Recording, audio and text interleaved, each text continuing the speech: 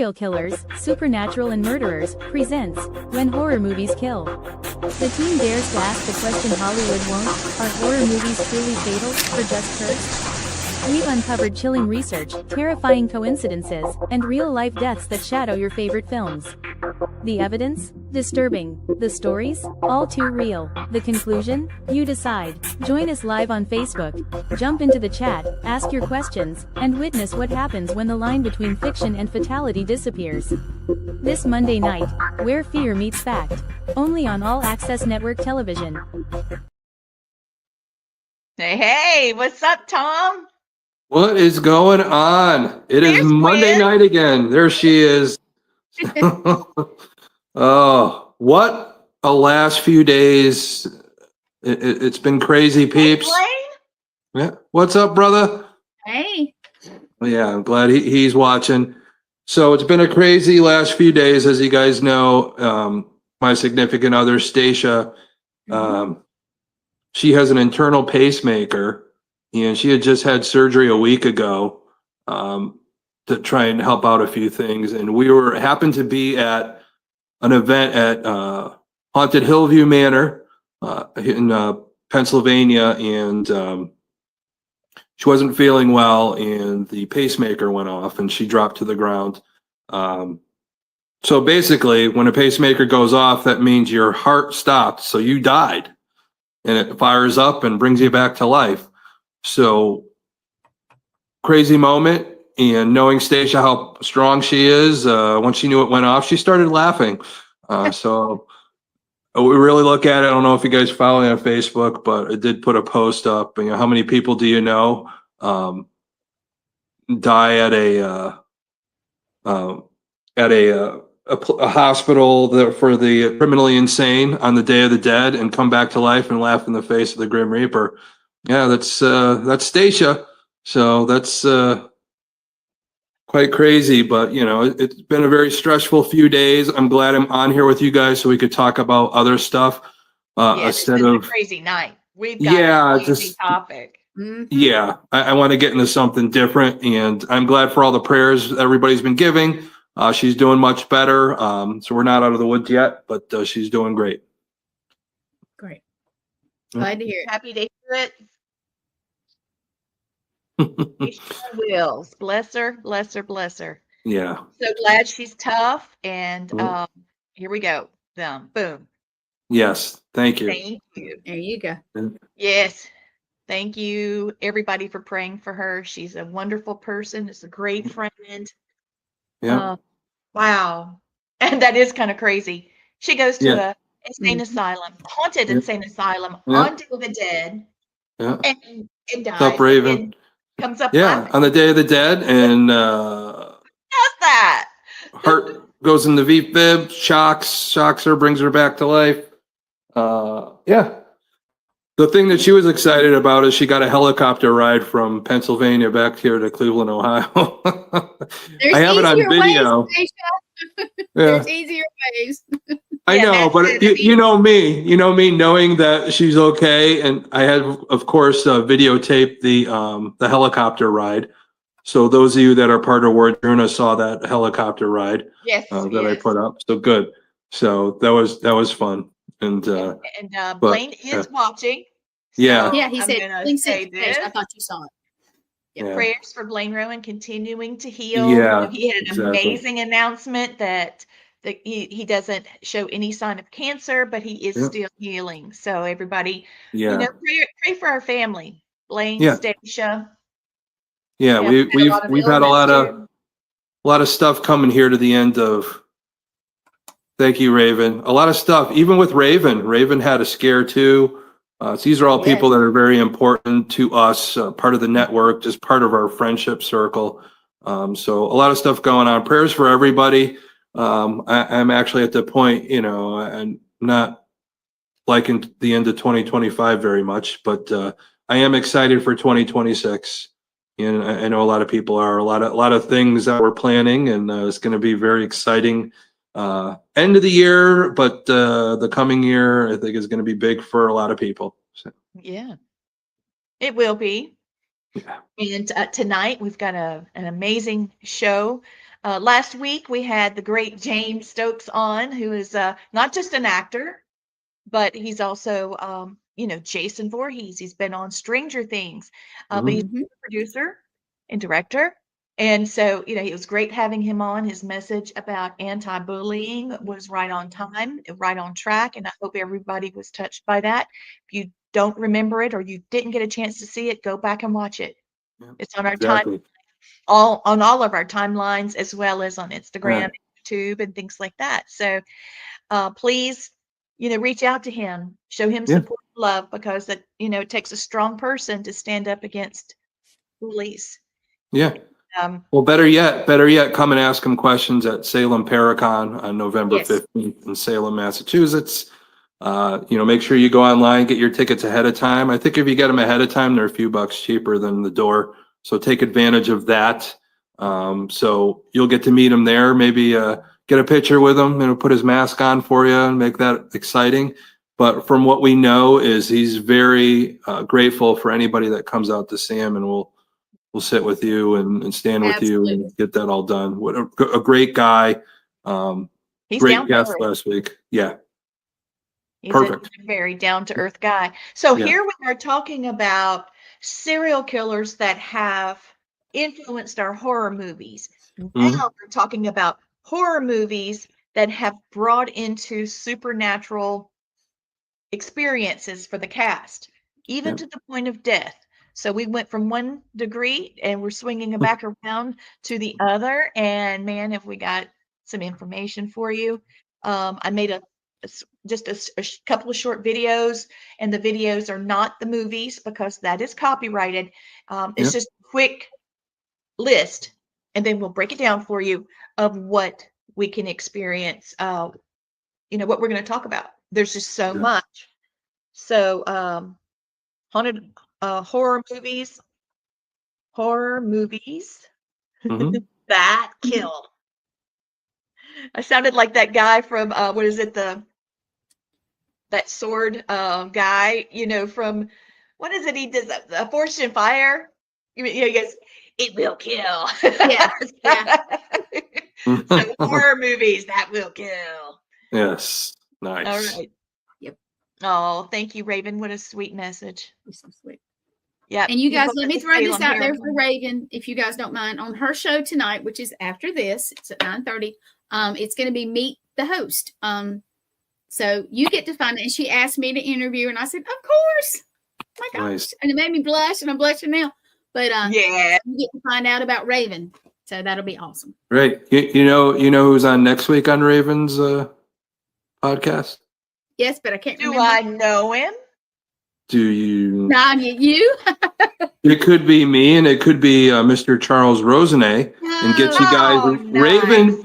Raven being who lives in Salem, the Yes. best person to get us all prepared for the big Salem Paracon. Just her knowing the area and what to look out for. People that come up to the Paracon, she could give you tips on where to go that weekend after, maybe if you want to stay an extra day on Sunday to be able to explore or get there early. She'll give you all the tidbits, travel, where to go, the places that tourists don't know about that might give you a different experience.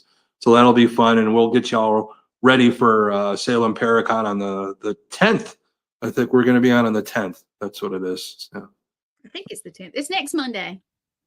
Exactly. Yeah, next Monday, whatever day that is. That's the 10th. Yeah. My Yeah. brain is not working right. Absolutely. No, right. mine isn't. I'm working on a couple hours of sleep, so I think we're good. Poor thing. You've had so much going on. Yeah. All right. So the first movie we're going to talk about is The Crow. Ooh. And, I love Bruce Lee. I love Brandon Lee.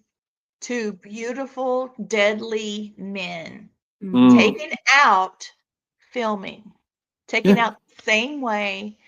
Some people say that it's feng shui, that, they had that thing on their house to get the energy in the house right, to lead the energy of the family members. And then it was damaged in a storm. And so after that, deaths started happening. Then we also have heard that it was that Bruce Lee revealed some secrets of martial arts to people when he was in traction and healing, and his wife took it down. And because, see, his wife took those notes down and wrote the book, clearly it went to Brandon. And so they were saying, okay, somebody slipped that bullet, the real bullet, in instead of the blanks, and it killed him. You know, I don't know what I feel about that, but I do know that they caught the bullet in the gun beforehand. And they took it offset and said, how did this get here? And I'll be dang if it didn't come back. And he killed himself with it. Yeah, it was a dummy shot for the scene to the abdomen. Yeah, my that's dad, not he was friends with a lot of Western cowboys. They would, make appearances like we do with our conferences. And there was one guy that he did the rope, the cowboy rope thing, and he'd get somebody, usually me, and we're in there with the lasso and it's going up and down, Well, he did one thing, because we were talking about blanks, and of course this is way before Brandon died, and he took up a huge phone book. Okay, so that's how old this is. It was a huge phone. You don't even see phone books anymore. Don't tell anybody how old we are. Yeah. I should have kept that to myself. Anyway, he shot it with his gun and a blank, and that thing, poof, it was everywhere. So I know that blanks are very serious. Yeah. And so I don't know what possessed him to put it to his head like that. But anyway, so the crew and the beautiful Brandon Lee. So I know this is going to go by fast. We'll break it down after we see this little video. Yeah. Just a little reminder that we're serial killers, supernatural, and murderers. It's just a cute little intro to start.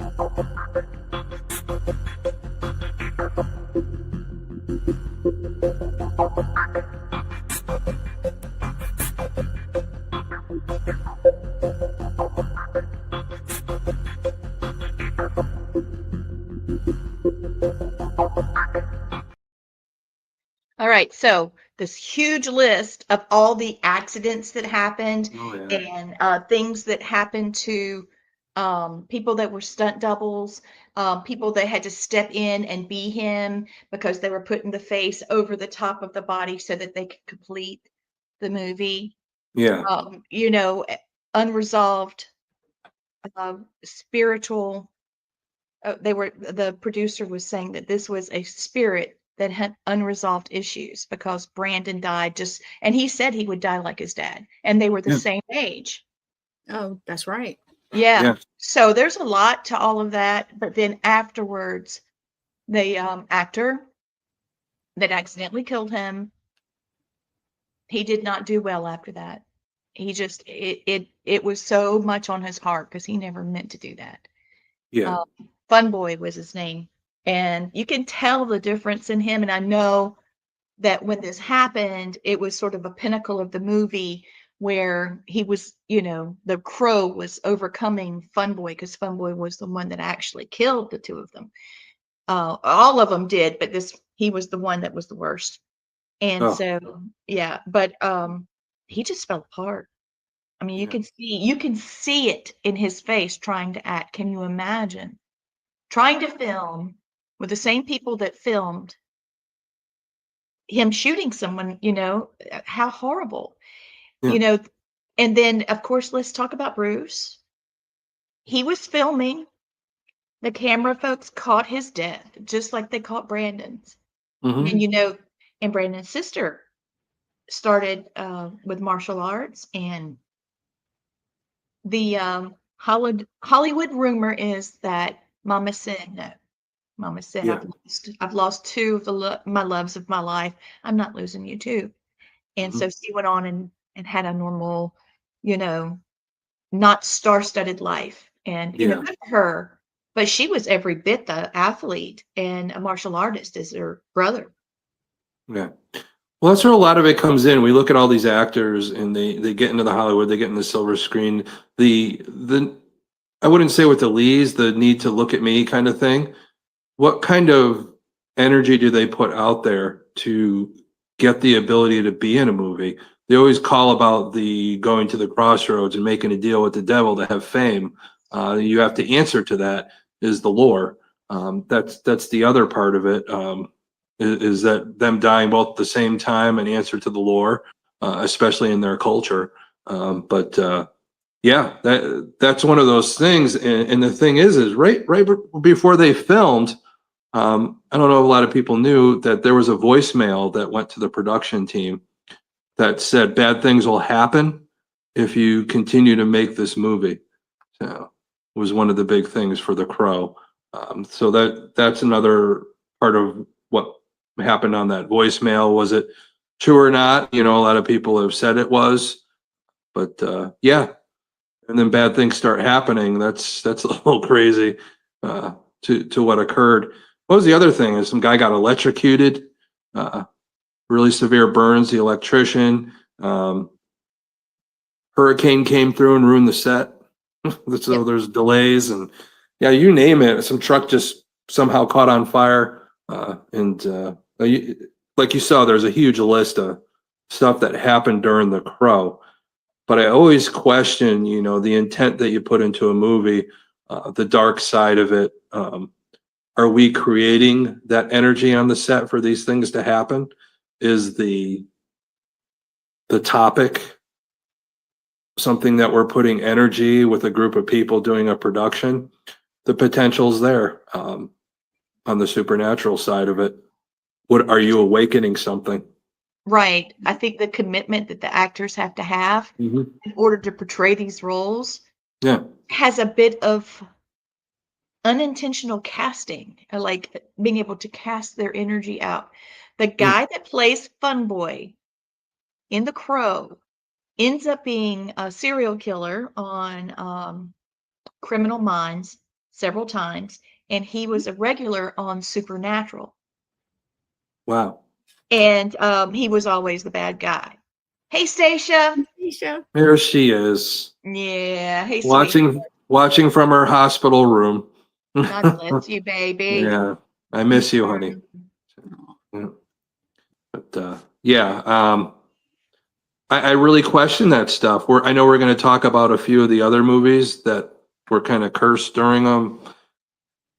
But that's the thing that I question a lot is what intent or what energy are you putting into the production? You know, I know go off topic a little bit, but look at Heath Ledger. Yes. The energy that he put into the Joker and ultimately, you know, never really been able to release how he got into the character. A lot of people said that put him into that spiral to put him at that point where, you know, things happen to him. Yeah, you really have to be careful what you take on or what you wish for. Just because it's a movie role, the universe doesn't know the difference of what you're asking to do. Yeah, and it's group intention. Everybody's committed to the same thing. Overtime, fatigue, the writing of it. What are the writers thinking? I mean, this could be an artificial or an egregore haunting even. Yeah. So but some believe that the subject matter of death, resurrection, and vengeance is what created this whole issue for them. So, all right, on to the next one. And these, you guys are going to recognize these. They're around the Crow is younger than the others, but okay. So the next I think that was Crow was like what, 94 or something like that, somewhere in there. Yeah. The next one is the Poltergeist. Yeah. What an amazing movie. And you know there's 3. Yeah. Is it 3? I thought there's it was 3. And one of the cast members that died was, I used to have a crush on him. He was the shaman. Yeah. Yep. In Will Sampson, his name was. Will Sampson is the guy. I think his character's name was Taylor. He was I think it was part 2. Poltergeist number It was part 2 2, and yeah. so it started out that there was a the themes of the movie started out buried on top of an Indian burial ground. Yep. They move, Mama dies, they move in with Mom dies. So they've inherited this house. But there were people that were buried in a cave underneath their specific house within the Indian burial ground, and these were like settlers. And so now they're pushing revenge and wanting it, and there was some betrayal. There's some betrayal. There's a whole lot of mess, and so I don't want to go into all of it because then you guys might want to watch the movie after this. I think it's a good one. But just so you know, though, the guy that played as a shaman was a shaman. He wasn't. It really was awesome. And this is going to fly by fast, but we'll break it down like we did this last one.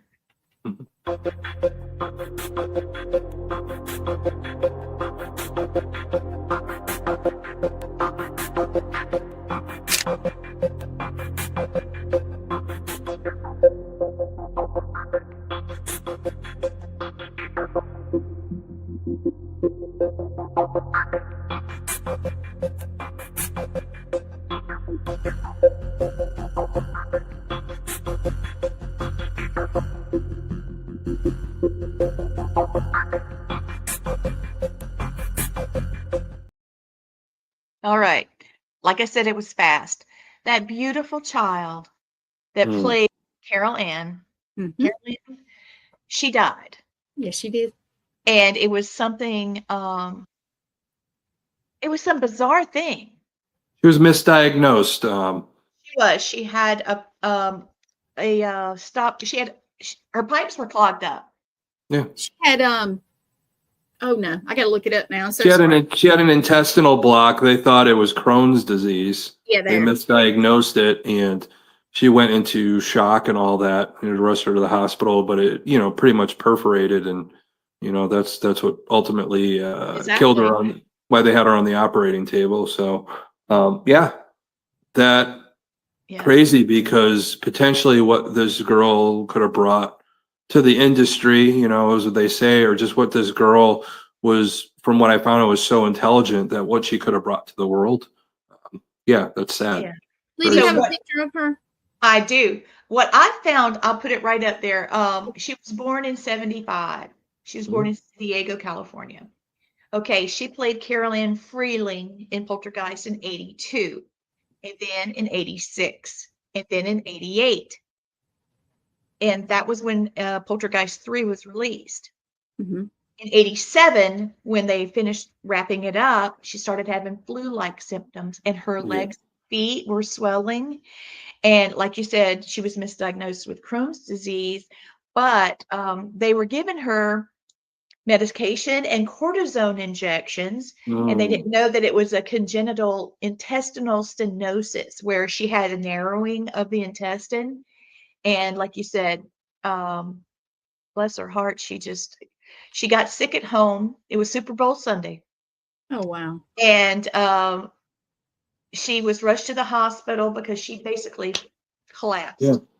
And what actually killed her was a cardiac arrest, because she had severe bowel obstruction and septic shock. Yeah, that's crazy. So, I remember. Yeah, I remember when it happened. The reason being is I'm more aware of things going on around me on my birthday. So I'm a February 1st Aquarian, and it just seems like anytime something historical happens on that day, it's like I remember it. I put myself there. It's just because I'm, taking stuff in a little bit differently on that day, and you remember those moments. And I do remember when that all came down, and feeling so bad, that somebody that young was taken from us. And you really start looking at the movie, and then with that. But even before that was the girl that played Carol Ann's sister in the movie. The actress, her name was Dominique Dunn. So she played the older sister, but right after the movie was done filming, an ex-boyfriend just couldn't quite take no, and came to her house and choked her to death and left her there to die at her doorstep. Strangled her to death. Yeah. So 22 years old. So, and yeah, that's the more of the murder side of things tonight. But really, what brought that on? What energy? Sometimes negative energy in somebody else could create problems with our supposed loved ones too. It doesn't discern between what's going to come at you or at your family, especially if you're involved with something, the movie that's cursed or anything like that. It doesn't discern that. You need to keep protection over everybody that you love, friends, family, and all that, especially when you're dealing with things like this. So, but of course, people on a movie set aren't going to know that. I'll slow down. Here she is. Sweet baby. And you guys want to know something interesting? There's 2 movies that scared the crap out of me as a kid. Poltergeist was one, Freddy Krueger was the other. Yeah. And that's why I remember, and I watched it all the time, and it still scared me. So I know, Lee. I know. Yeah, we talk about that stuff. Camp Crystal Lake. Oh, there you go. But that's the whole thing is these movies, people ask me now after doing paranormal, helping people out at their homes with cases for 40 years and seeing some of the craziest stuff you'll ever see. And people ask me, do you get scared? And I'm like, no, I don't. I says, after seeing Salem's Lot as a 7-year-old, that scared the crap out of me. I don't think anything could scare me more than that. I don't think I slept for a week. If the wind and the trees hit the window, I thought the little boy was coming in out of the fog to make me a vampire. It's crazy what these movies could do. And you really think about it. People do claim that when they watch some of this stuff, weird things start happening. Is that your mind creating, again, the energy, as opposed to the same thing with the actors and the energy they're trying to put into purvey or to portray this type of thing, especially with a movie called Poltergeist. Oh, you don't know what you're asking for in that. And I don't know what Spielberg was thinking or the direction of Toby Hooper. So the fact of the matter is Spielberg supposedly and Laura they wanted to save some money. So instead of getting the plastic skeletons, they're saying that they used real skeletons for one of the scene. So what in the world are they thinking? Yeah. And I so don't know. desecration of remains is what. Yeah. Where did they get them from? It's a medical like for cadavers and things like that. Yeah. Used them and then they washed them off and gave them back. The thing is, back then they just didn't have the ability like now to be able to make realistic skeletons that weren't going to cost a lot. And so they said, you know what, it's cheaper for us just to get skeletons. And a lot of the people that were actors and actresses, even, just, people that were on set, that were just kind of fill-ins, they didn't know. Mm-hmm. So there's a good bit of trauma. Yeah. And it's like, okay, you think somebody like Spielberg and this Toby Hooper might have did a little bit more research. You're filming a movie called Poltergeist. So you're putting that energy into it. And then you bring real skeletons onto the set with unknowing people, knowing what kind of energy you're bringing and them trying to do their best to bring about what you want in your direction. Yeah, that's a recipe of disaster, if you want to ask me, knowing what we know now that they may not have known back in 1982. But just trying to do the cheap way and spend less, make more. That's the way it is. Yeah. They mess with the wrong. Yeah.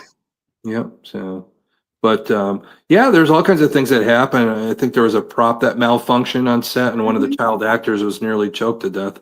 That's what I was looking at. It was well, I did have it up. I apologize. Here's Will. The Poltergeist curse. Yeah. Yes, it is. Yeah. And they talked about the crow is the curse within the Lee family. Yep. Mm-hmm. But there was also, like they could feel the curse, they said. Yeah. This one's a little different. Let me throw up Will Sampson real quick, because guy. Yeah. He was in when the Flew Over the Cuckoo's Nest with Jack Nicholson. Jack Nicholson. Yep. I yeah. just think he's gorgeous. I just do. When he Now was his young. picture you showed earlier, that was a really, really good picture with him sitting. I don't know, it was in color and he was looking off. Yeah, that was really Yes. good. That's the one that looks like the movie to me. But Yeah. It was from the movie, yeah. was it? Yeah. Okay. Yep. But he being an actual real shaman. Yeah. Why did he not Because tell of, them?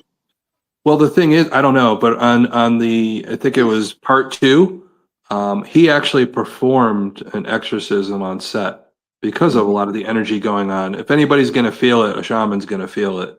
Yes, So absolutely. they're gonna go to work, just like all of us when we're here to assist our client or spirit. We just have a duty to act as shaman to help.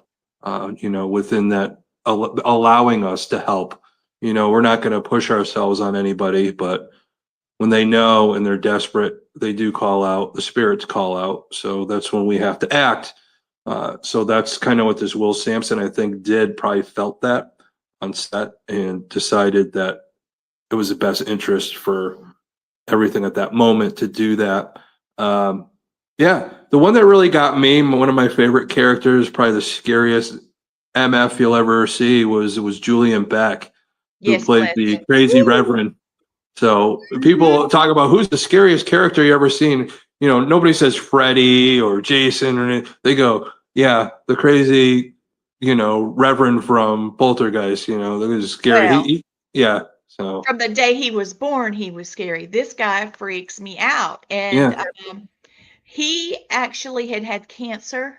yep, And so he was looking really, Is he the one that ultimately died from stomach cancer or something? yeah, yes. yeah. Is that the one? Okay, because I knew there That was were like at the medics. filming of part 2. He was. That's when he succumbed. So he made it through the first one and all that. So, but after the filming Here, of number 2, he bless died his succumbed heart. to cancer. Yeah.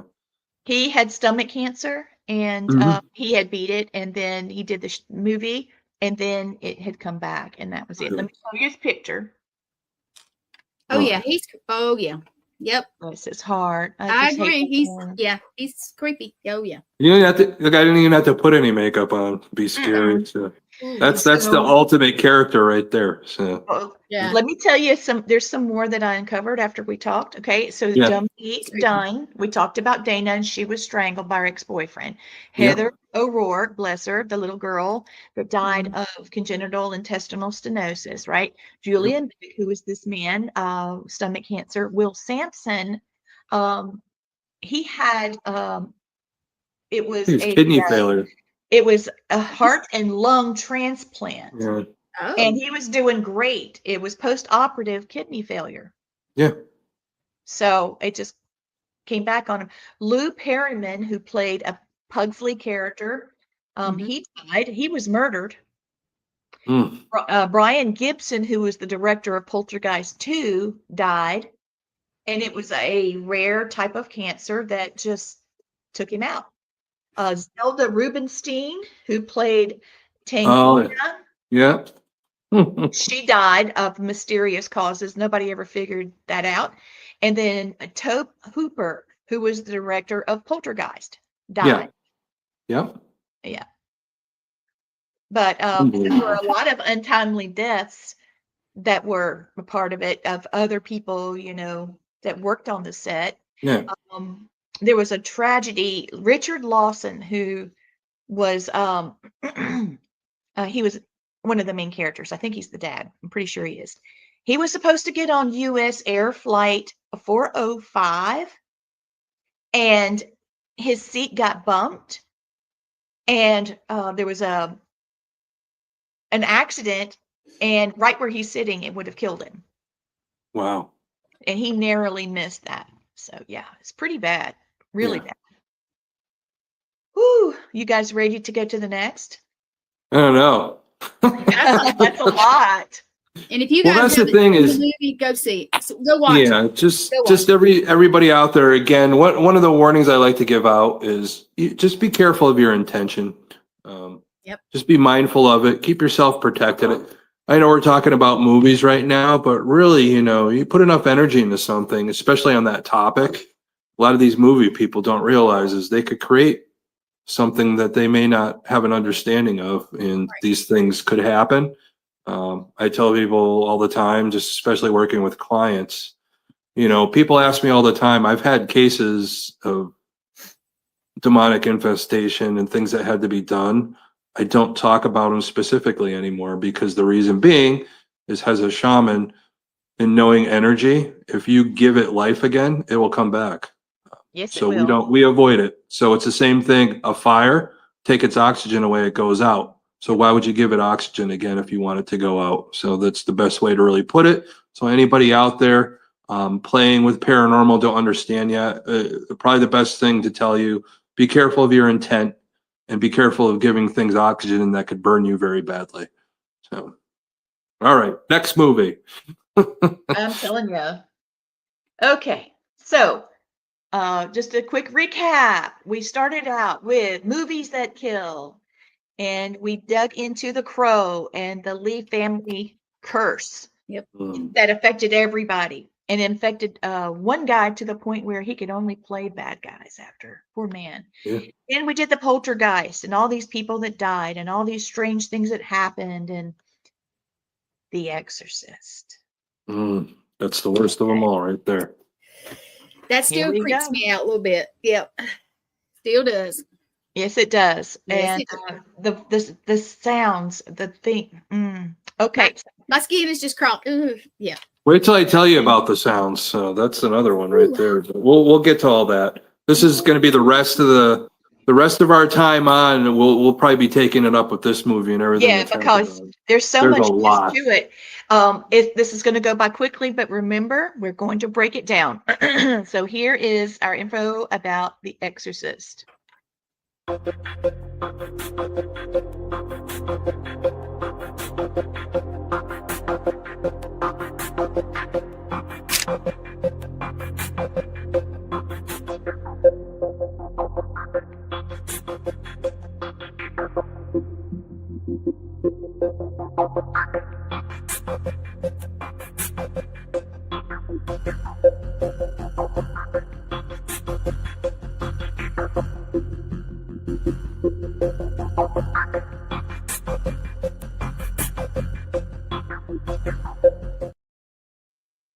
All right, I guess you guys saw all of that. There's a lot to break down. Yes. So first thing, I'll just start this off, and you guys talk about this, okay? There was a fire that enveloped the entire house except where the exorcism was taking place. Mm-hmm. That freaked everybody out. Yep. Okay. What do you think, guys? There's a lot to unpack here. And just so everybody knows, a lot of people, if we go back to the beginning, go back to 1949, the exorcism that we know now, the name, I forget the real name of the guy. We'll just keep that out of it just for the sake. We're on a show and we don't want to bring that attention. But they called the exorcism a Roland Doe. So it was a male boy that went through several exorcisms through the Jesuit priests and all that. Several to the point where it said that the priest finally in the end said, well, leave the boy alone and come at me. So they think that person was locked up in, the priesthood for the rest of his life with that demon on him. That's what is said. I don't know. Of course, in that world, they're going to keep it away from all of us. So I think that was a little hard to get that information. But while he was at school, it made the papers in the Washington area where William Blatty was, I think he was a journalism student of some sort, but, saw that idea. It stayed with him. But all he did was almost the same story, per se, the exorcism, of course, the priest taking on the demon, and basically opening up to forces didn't understand. You write this book, you put your stuff into it. All he did was just change it from a boy to a girl. I don't know why, but maybe that made it a little more exciting, a little different, I guess, at the time. But that ended up turning into the movie, and that's where I got crazy. A lot of people don't realize is, Roland Doe supposedly with his aunt was trying to summon some closure with his mother that passed through a talking board. I thought it was his aunt, but something like that, his aunt or whatever. Yeah. But a lot of people said that Blatty was on set and tried to do a seance to use the energy of the set to summon his mother to get some closure. Just like the same thing that happened in the original one. This guy was trying to do something similar. Did that create that type of atmosphere? Potentially by opening it up, and somebody like Blatty, who I don't think really knew what he was dealing with except for what he wrote. That doesn't make you, again, nobody's an expert in this field. None of us really know for sure. It is paranormal. If we knew for sure, then it would just be normal.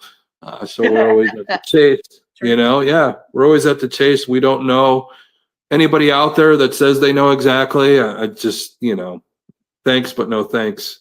There is experience. That's about it. You experience a few things, and even then, just when you think something spins you around and gives you some other type of energy to think about. But in this case, they were dealing with stuff they had no clue what was about to hit them. No idea. Yeah. But that's the topic, when you're messing around with something, especially calling the movie The Exorcist, and, that's a big thing to take on, and it's a big thing to try and figure out, but it was screwed from day one. So the opening scene was filmed in Iraq. Yes. Of course, I don't think we could film anything in Iraq anymore now, but there was supposed to be this demon statue, and right off the bat, this demon statue is supposed to be shipped to Iraq so they could use it for the opening scene. Ended up in Denmark somehow. So that's like, the mishap, the first mishap doesn't seem like much, but just like a possession, starts off very little. It starts chipping away at you, trying to weaken you by doing little things and all that. So it's another thing they didn't consider. But all those things, even when you talked about the house, the exorcism that burned down, you're talking about delays to the point where, with all the delays because the house burning down, the sprinkler system broke, just all those things with the delay of the statue, it caused the filming to be 100 days longer and cost $2 million more. Yeah, nowadays, $2 million for a movie is not much, but in 1973, that's a lot of money.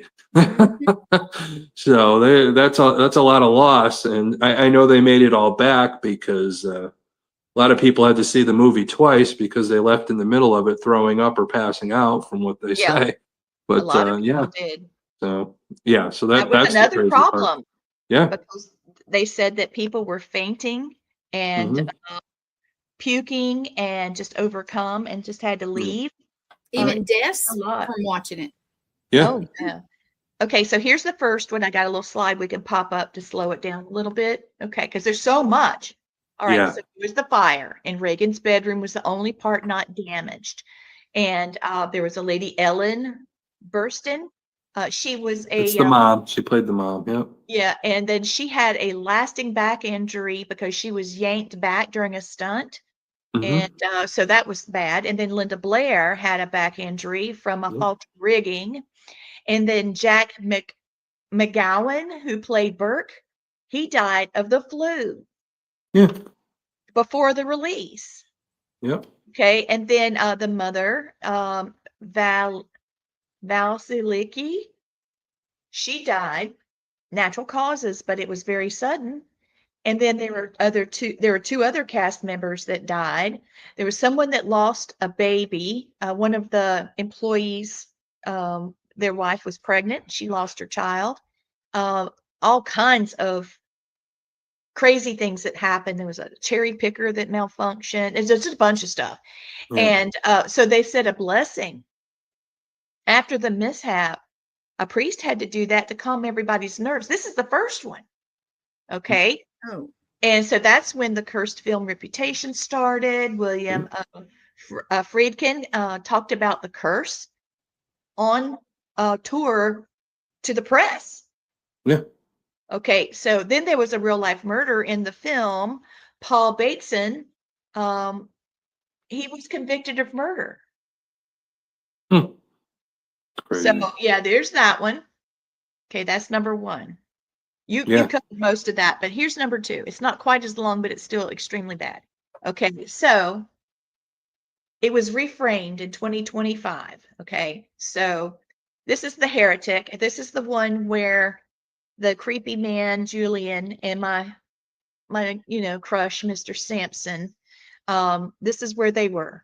Okay. No, that was the Poltergeist one. So this is the Exorcist. Oh, wait, excuse me. That's okay. Yes, thank you. All right. No problem. So there was the film Tortured production history.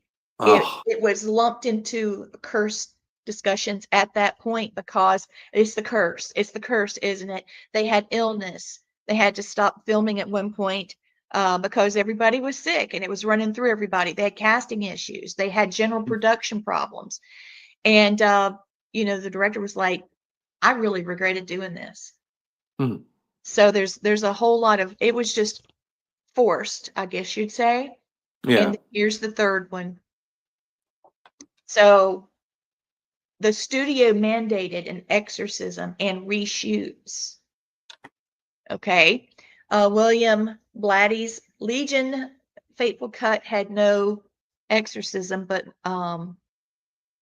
that Morgan Creek forced a new ending and added Nickel Williamson, Father Morning Sequence. Okay. Ed Flanders died by suicide. He was Father Dyer. Jason Miller, who was Father Karras, in the original film, he died of a heart attack suddenly. Said that this was, it was a bad film because, everything was going wrong and they just couldn't put it all together. But I think it became a cult favorite because of all the crap that was going on. Yeah. Yeah. And now here's you some patterns, Tom. I know that's what you look for. Yeah. The cluster of deaths. Yeah. Okay. The odd event where Reagan's room was spared. True crime bleed through with Bateson about the murder.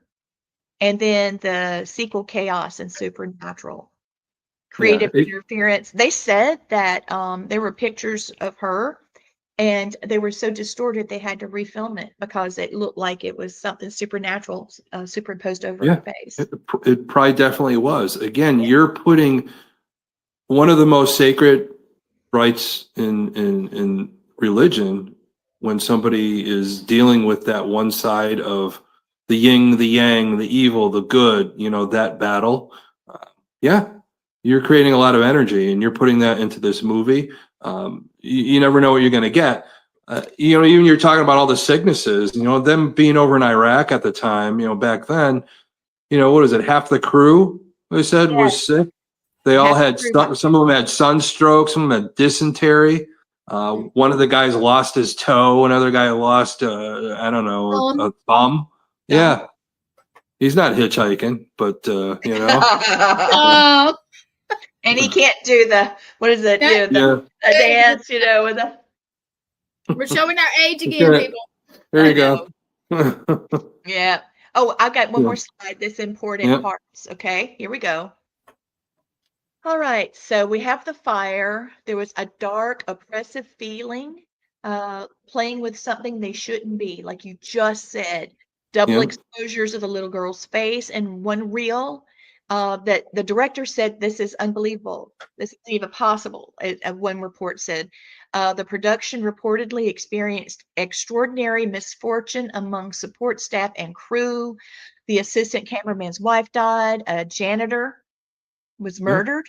Refrigeration operator died. It just kept going. Like I was telling you about somebody miscarrying, and then subliminal and barely perceptible images of demonic faces, skulls, and stuff that were superimposed. That's why I think people, go back to this, trying to see if they see something frame by frame, basically. And then they had to have an exorcism. Yeah. It's crazy, but really, I want to tell you guys this one quote. This is what really hit me when I was researching a lot of this stuff. When a real priest sees the movie and then wants to talk to the priest, the guy that plays the priest, this is kind of what he told him, yeah, you were in a movie, but I'm just going to read this as a quote so you guys know. Oh, yeah. This is what he said to him. Reveal the devil for the trickster he is. He will seek retribution against you, or he will try to stop what you are trying to do to unmask him. Oh. Words to that guy. So the guy that played the priest hears this. I think it was a couple days later, his young son was out on the road and got hit by a motorcycle. Oh. Yes. So. I forgot about that one. Dang. Yeah. But you hear that quote that tells you all that we're telling you right now. All three of these movies. You put the devil on display and you try and reveal what he's trying to do. You could they'll seek retribution. It may not be right away. It could be later on down the road. It waits for you to be weak. It waits for you to be weak. So stay strong in who you are, in your intention, especially when watching this show. I know we have our little things usually roll just to, give people warning. We're not responsible if you become possessed. I got you. We're not responsible if you become possessed, but if you do, there's several shaman that might be able to come out and help you. Just give us a call. But don't blame us. So No, don't blame us. But I will say there's one thing that was in the Exorcist 2 that the shaman pointed out, and this was something he made sure that was in the movie. He told them what to do and he left. Yeah. They had to own it. They had to deal with it on their own. Yeah, I'm out of here. Like, here it is, 1, 2, 3. And he was hanging on to the little girl, protecting the weak, but then told the dad, all right, it's time for you to do a glow up. It's your time. You're the father. It's your time. All of this happened. You picked the house. You picked this whole situation. You can do it. Yeah. Oh, yeah. And I've got one more little thing to put out here. Just okay. Because sometimes the real horror isn't in the movie. It's in what the movie leaves behind. That's true.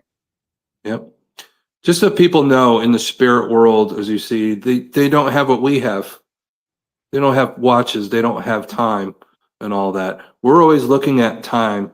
And, time's relative. Whatever you want to go into your Einstein stuff or the scientific side of it. I really think in the spirit world, they could come to us in the future, past, present. They already know what's about to happen. They're setting you up. You have to be mindful of that and know that could happen and keep yourself protected at all times.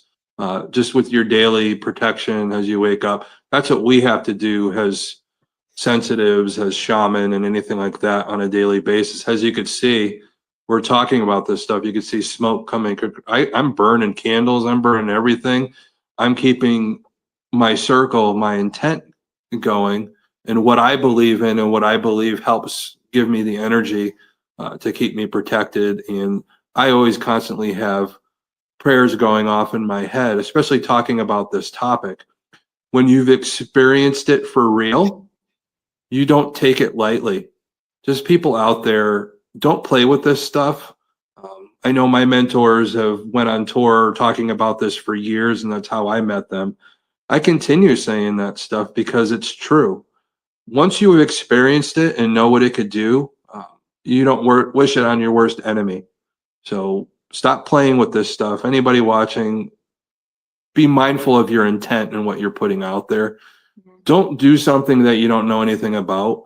I'm not saying don't do certain things. Just be with somebody that's experienced in it if you want to experience it yourself to learn the proper way. Person. Reputable. Reputable. Yeah. I have great mentors. Yeah. And Blaine and Matt and and others. Yes. So I am lucky. Yeah. There's nothing wrong with a lot of people out there are speaking to the dead. You're speaking to no. There's message. There's discernment to learn, and what you're dealing with. Yes, there's trickster spirits that you have to be mindful of. You have to know the situation. Do your history. Know your stuff. And I even send this out to the people making movies. You should know this before you do movies of this nature to keep your set protected. Again, people like Lee and all of us, we always make ourselves available for certain things to educate people. It doesn't matter what it is. Lee's been on TV shows, myself, and all that, but we're still trying to protect the show that we're on too, on top of it. And I know we did that on Repossessed. Yeah, you're constantly doing that because you know what the topic is. You know what imprint. Yeah, you know what imprint it could put on that show or that movie. And people have to be mindful of it. Just the fact that some of these like Poltergeist had an actual shaman on set, even then. But the thing is he believed, he believed what he believed to help. Yeah. But unless you get everybody together on the right frame of mind, it's going to be hard. As opposed to even, all you have to be together on one thing. If everybody believes something bad's going to happen, guess what? Something bad's going to happen. Yep. You have to hold in your group and make sure they're on the same wavelength of positivity, especially talking about this topic and making movies about this topic. Yeah. Well, I will tell you, when we did Repossessed, we did every kind of preparation and safety and all of the things that we needed to do at the end of every shoot. Yeah. And then in the hotel. And then on the objects themselves. And I'm still in touch with the people that were, speakers on the show. They're part of my family now. I told them I wasn't going to let them go. I need to monitor what's going on. The show's not filming anymore, but that doesn't mean my work is through. And I know you're that way because you were doing that today. So. Yeah, I was out helping somebody that's already had a crew go out twice on our behalf, and now I'm taking over. And even the crazy thing is again, it's the intent. Stacia should have been there with me today. And even when she first met this woman to help her, Stacia had a flooding at her house. This energy was like trying to keep her away. So this stuff happens in real life where things could happen in your life and create such chaos. Again, I gave you that quote. When you try to unmask something, there's consequences. And we know that. We do this work knowing that we're going to run into something dark when we try and, put a light on it or unmask something when it's trying to be a trickster or create havoc on any of our clients or even create havoc on spirit. That, there are some spirits that are dark and demonic that won't let other spirits make that transition. They keep them in chains, and we have to overcome that and help them with that. So it's just like us when our meat suits are still around. Same thing. And again, that energy you put out, you got to be mindful of it. And if you don't know what you're doing, you could create more harm than good. So I always warn people when you do home cases, make sure you have experience. Because you could really harm somebody really badly. There are cases that I've known from that I've talked to other people where the person went in and said, yeah, it's this. I guarantee it's this. Say you're possessed by legions of demons. Now this poor person that really has mental illness thinks they're got legions of demons, and you don't know that. And the person ends up committing suicide because they think they're no good because they got legions of demons. You just created this guy to take his own life because of you not having the experience to know the difference between somebody with mental illness and an actual paranormal situation going on. Those are the things you have to discern. If you don't know what you're doing, stay out of people's houses.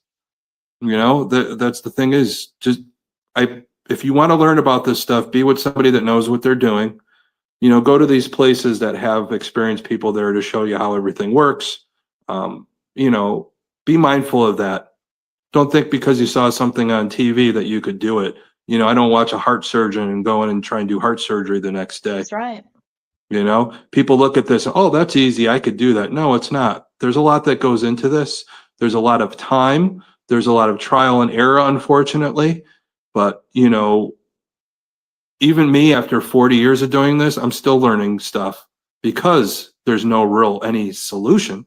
There's experience of what happens to you and what to do next time, or, okay, this happened to me before and this is what worked that time. It may not work the same.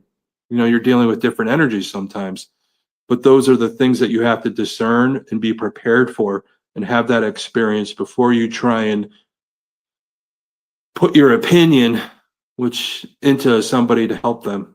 You have to be very, very mindful of that. You could create a lot of havoc, and you could have a movie set that is primed for evil things happening too when you don't know what you're doing and play They with.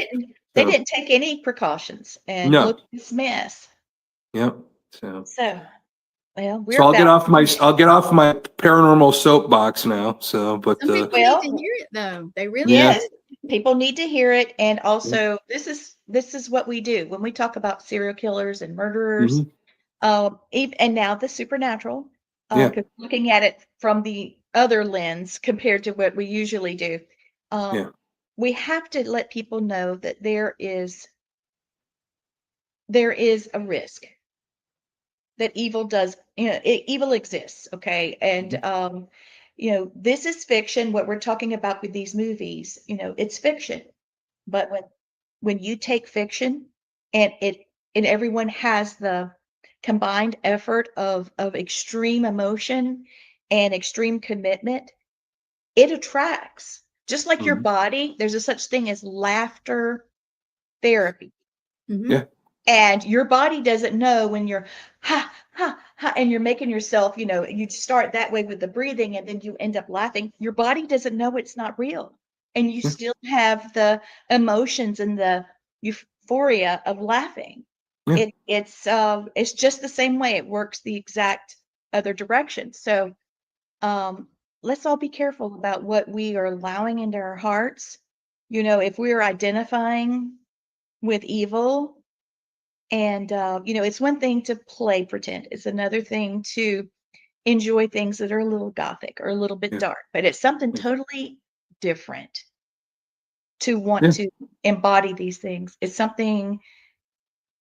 They have a beautiful side. Evil has a beautiful side that's very euphoric, and it's mesmerizing, and it's powerful, and if I could just do that, if I could just find a way to build my powers, and I can do it this way, or speak to somebody and do it this way, spiritually. Evil sees that as an invitation right in the door. So It everybody is. keep that in. People got to realize your words, they're like mustard seeds. What you put out into the universe knows no difference. So if you put something out negative and you say, "Oh, I'm just joking," no, the universe doesn't see it that way. No, they don't see don't. it as a joke. So Yeah, the energies don't careful. either. And then my final thing is one of the first things my grandmother taught me, and Mom was talking to Gwen about, because Gwen is definitely my sister by adoption from my mom, no doubt. She Exactly. loves, to this day, I know Mom's not with us, but she loves Gwen. She Oh. goes to her all the time. She was But Oh, she's still around you guys like there's no tomorrow.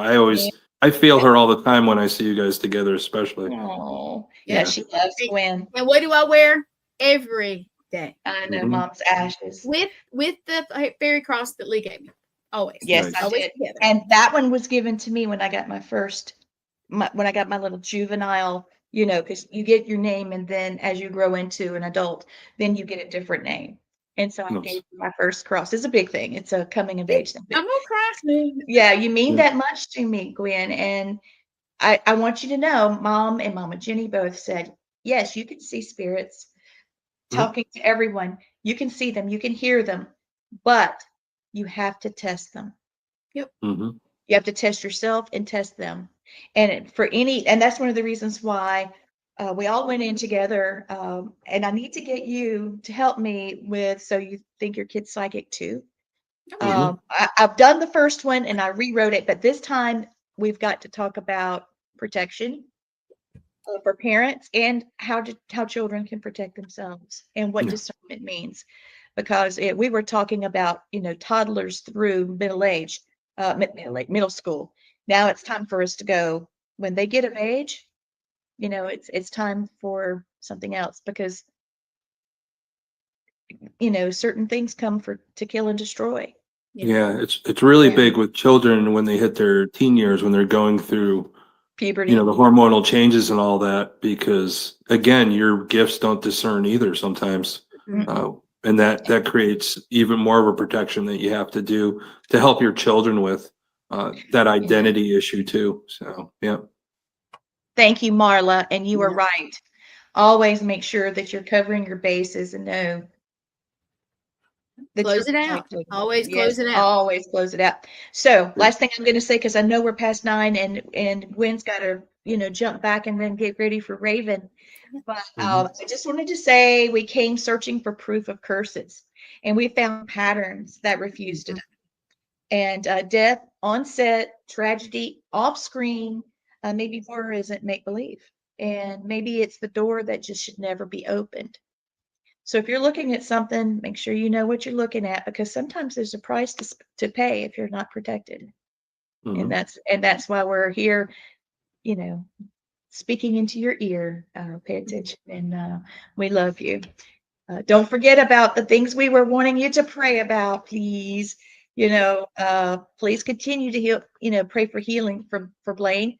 Yes. He's looking good, but he's still weak. And for our precious Stacia, she's definitely a heck of a woman.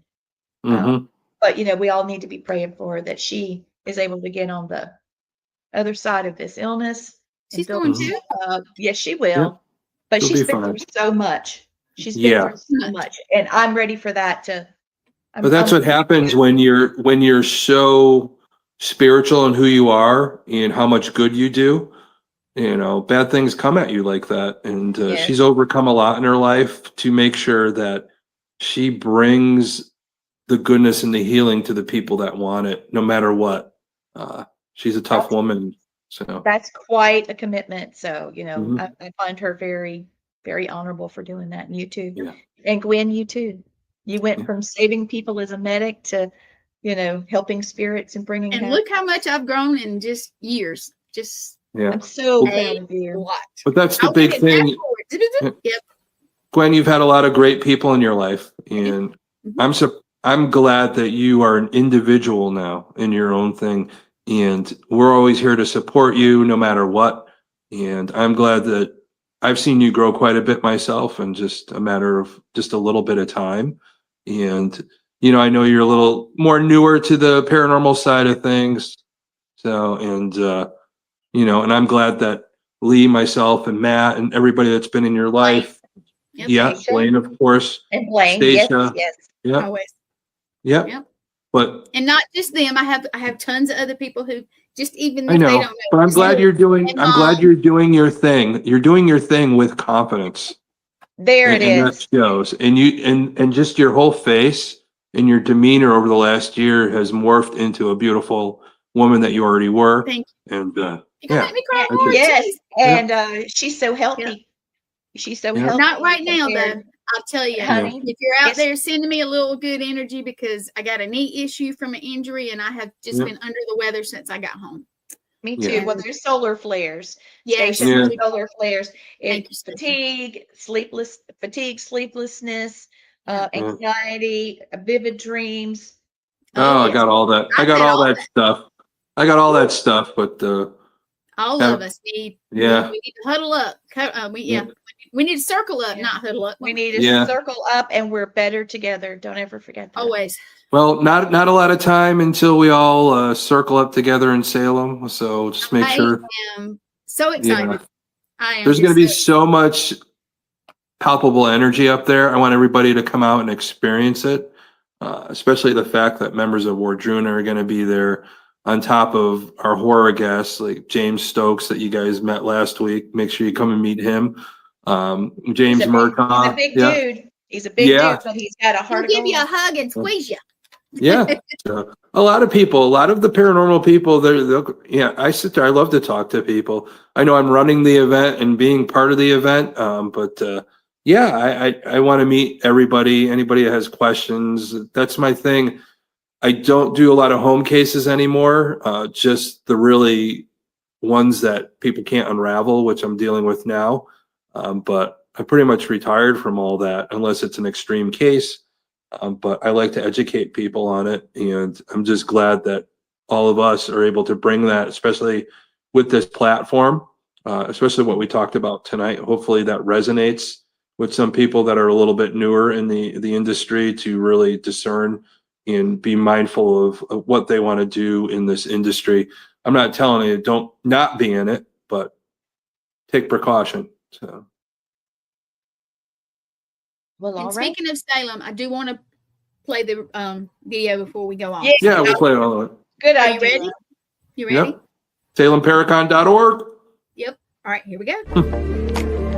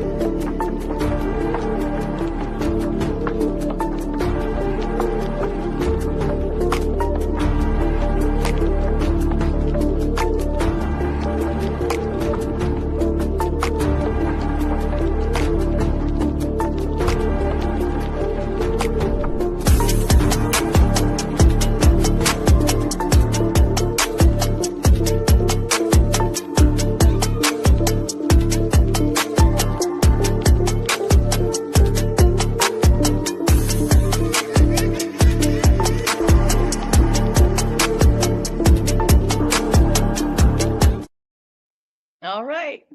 Take us out, girl. Good night, everybody.